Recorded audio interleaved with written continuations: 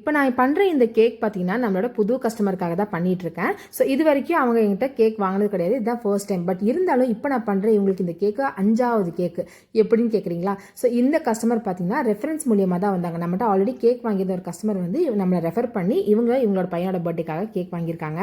But இருந்தாலும் எப்படி இது 5வது கேக்குன்னு பார்த்தீங்கன்னா அந்த கஸ்டமர் ரெஃபர் பண்ணது இவங்கள மட்டும் கிடையாதுங்க. இதுக்கு முன்னாடி 4 பேர் ரெஃபர் பண்ணி வந்திருக்காங்க.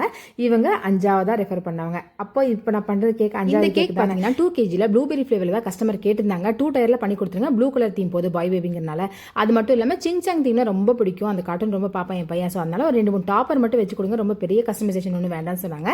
சிம்பிளாக நீட்டாக பண்ணி கொடுத்தாச்சு. எப்படி இருக்குன்னு சொல்லி மறக்காம கமெண்ட் பண்ணுங்க. ஸோ ரொம்ப ஹாப்பி இந்த மாதிரி ரெஃபரன்ஸில் எனக்கு கேக்ஸ் இந்த மாதிரி கிடைக்கிறது ரொம்ப ரொம்ப ஹாப்பி. அண்ட் கூடவே வந்து ஒரு ஸ்னோ ஸ்ப்ரே நம்ம ஃப்ரீ கொடுப்போம் இல்லையா, அதுவும் இது கூட வச்சு கொடுத்துருந்தா கஸ்டமர் இது பார்த்துட்டு நல்லா ஃபீட்பேக் எனக்கு நல்ல ரிவ்யூ கொடுத்துருந்தாங்க. உங்களுக்கு இந்த மாதிரி கேக்ஸ் வேணும்னா கோயம்புத்தூரில் கீழே தெரிய நம்பரில் கால் பண்ணி புக் பண்ணிக்கோங்க. பாய்.